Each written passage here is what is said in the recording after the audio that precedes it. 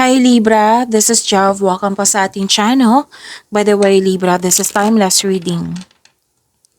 Gamitin ang reading na ito bilang gabay lamang. Kung naka-resonate kayo, comment down. Tandaan Libra, ito ay general reading. Kunin nyo lang po kung ano ang naka-resonate sa'yo.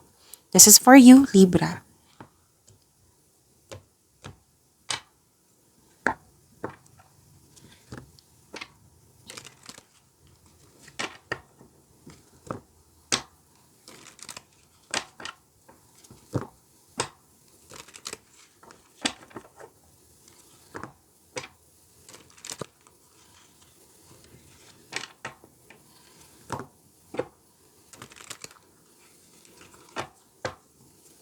Para po ito sa iyo Libra.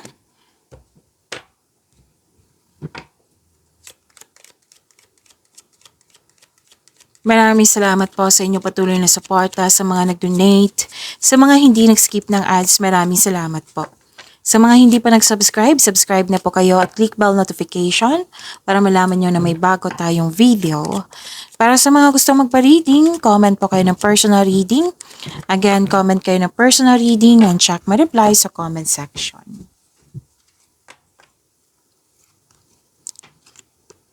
Okay.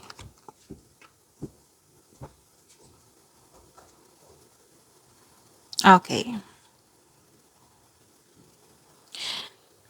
May nakita ko ditong dumating na news or information or pwedeng opportunity ito na bibigyan mo ito ng agarang aksyon or reaksyon. May nakita rin ako dito na some of you nagpasya na may bibisitahin or kayo ay nakatanggap ng bisita. So, habaan niyo po yung pasensya niyo kasi may nakita ako ditong delay. Pwedeng delay sa paggawa ng desisyon or delay sa paggawa ng aksyon or delay sa hinihintay nyo or delay kasi may nakita kasi ako ditong ayaw makinig. Oo, mahirap kausap or sobrang stricto. And may dumating na opportunities, dalawang card po nagsabi dito. At bibigyan mo po ito ng best decision and best choice. Yan.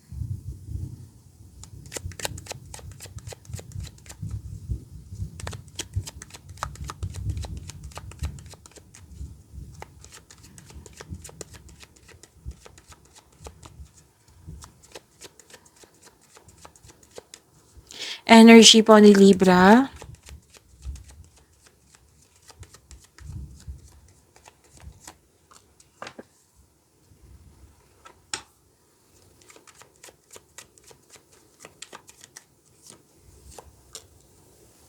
Okay, so this is the star. Takpan lang po natin kasi nakahupad. Hindi po siya pwede dito.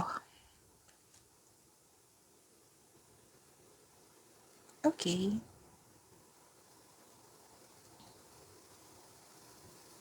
Kung may napansin kayo na repeating message, yan po yung pinupush ng card sa inyo. Like for example, nanood kayo sa inyong monthly kabay tarot reading, first half of the month of October, weekly kabay tarot reading at dito din. Oo, at may napansin kayo na repeating message. Yan po yung pinupush ng card sa inyo na kailangan yung bigyan ng atensyon, solusyon at aksyon kung maaari po. So na yung energy ni Libra.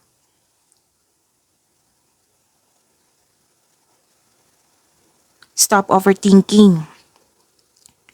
Opo, stop overthinking. Kasi nakikita ko dito nag-overthink kayo, parang nag-overanalyze, nag-alala, or stress na hindi maganda yung tulog mo. Pwedeng balisa, pwedeng nakaramdam ng takot or naghihinala, or dumadalas yung pagkakaroon ng masamang panaginip. So, sabi ng card dito, stress po daw kayo. Sabi ng card dito na kailangan nyo ng kausap. Hanap kayo ng kausap na yung marami ng experience sa buhay, yung magaling magbigay ng wisdom message sa iyo na makakatulong sa iyo, syempre.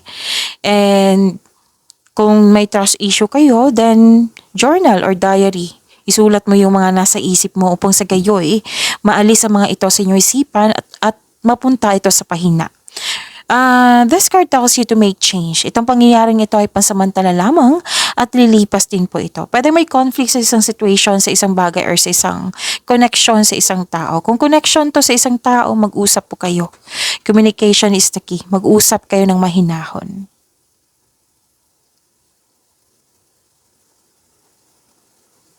Pero at the end of the day, nakikita ko naman dito na magkakaroon po ng healing.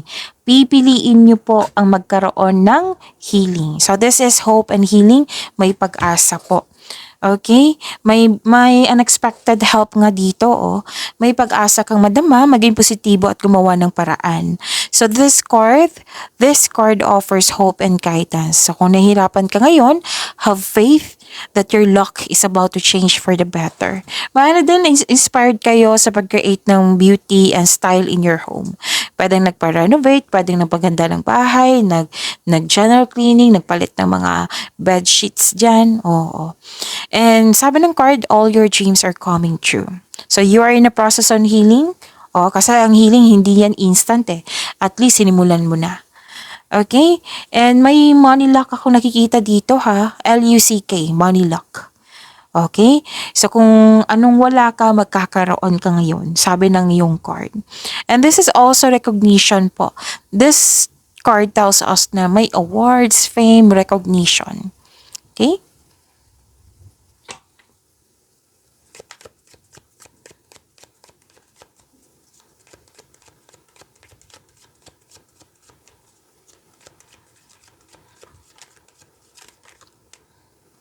This is about your career and money.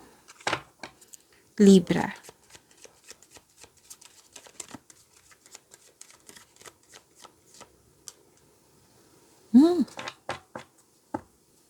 Lumabas pa rin yung stress dito.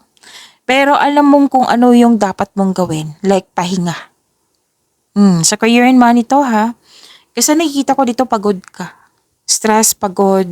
Dalawang card na mismo nagsabi niyan ha. Gusto mo magbakasyon, gusto mo mag-leave, vacation leave, yan. So, ang pagpahinga po ay nakapagbigay ng increased productivity and a healthier mental state. Opo. So, andito pa rin yung stress, anxiety, pagod. Hindi sapat yung pahinga. So, pwede din masakit ang pakiramdam mo, pero lalaban pa rin. So, ang pagpahinga po, yun po, kailangan talaga yan. So, sabi ng card, this card asks you to relax, calm your mind, and reflect. Sleep and meditation ay kailangan po.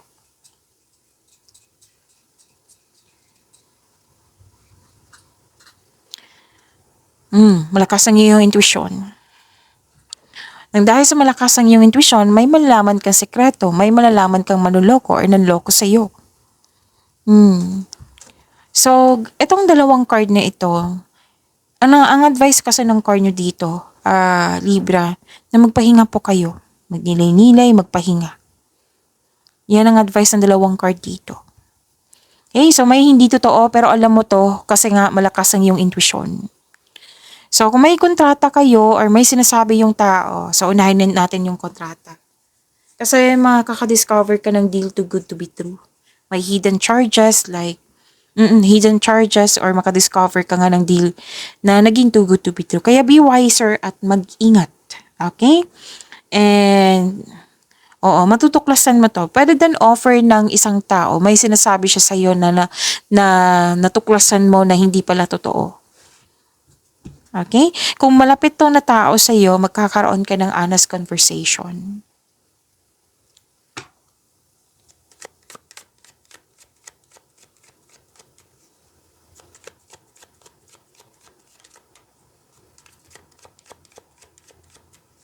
Love life, self-love, partnership, and romance ni Libra. Libra. Para kay Libra.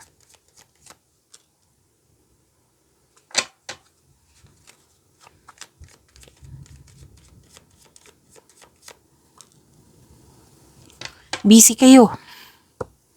Libra, busy kayo.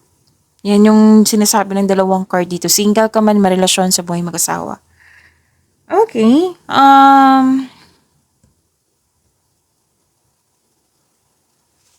May celebration. Okay. Sa mga single, makakatagpo ka ng new partner through friends through celebration. Para sa mga marelasyon sa buhay mag-asawa, may date or group date, maaring monthsary, anniversary, or achievement na na-fulfill any kind of party. Pwedeng bonding, reunion, pwede din. Kasi may nakita kong grupo ng tao dito. Okay? So, may celebration togetherness. At kitang-kita ko yung happiness mo dito. Kasi itong togetherness nito, this is also means a stress reliever. Mhm.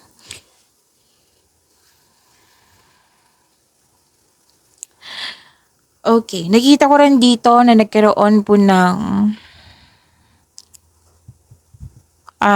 okay. Para sa mga single, makakaranas ka ng hirap sa pagtanggap ng bagong tao sa buhay mo. Gusto mong pumasok, pero nahihirapan ka kasi guarded ka. Sabi ng card, try to fix and forgive yourself first bago tumanggap ng bagong relasyon. Para sa mga relasyon sa buhay mag-asawa, mahabang pasensya mo sa partner mo, sa kaibigan mo, sa isang tao na importante sa iyo. Kasi mataas yung ego. Nakaramdam ka ng pagod pero ayaw mo naman sumuko dito. Subukang maglaan ng oras para mag-usap kayo. Oo. Okay? So, pag-imanin niyo po yung blessings sa binigay sa inyo, Libra, see you tomorrow. Maraming salamat po.